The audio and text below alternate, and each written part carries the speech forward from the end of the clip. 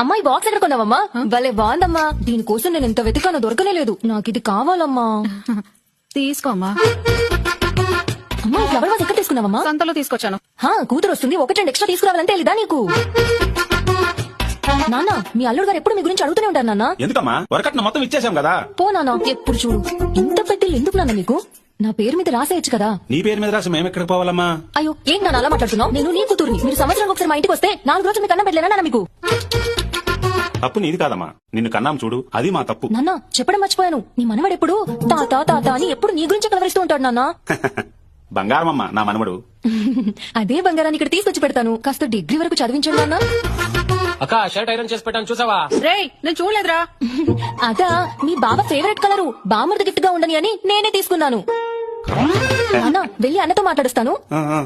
అన్నా ఇల్లమ్మా, వాడి దగ్గర ఏం తీసుకెళ్తావో తీసుకెళ్ళమ్మా. అన్నా ఓ ఇప్పుడు వచ్చావమ్మా? ఈ రోజు వచ్చాను. ఇంకా బాగున్నారా?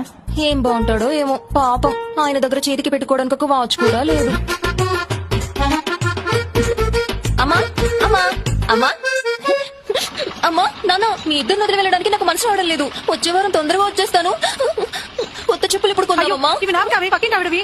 అవునా సరే అమ్మా. నాన్న ఆటో ఛార్జీలకు ఒక 1000 రూపాయలు ఫోన్ పే చేయి నాన్న. అది కూడా చేయమంటావా? బాయ్ నాన్న. బాయ్ అమ్మా.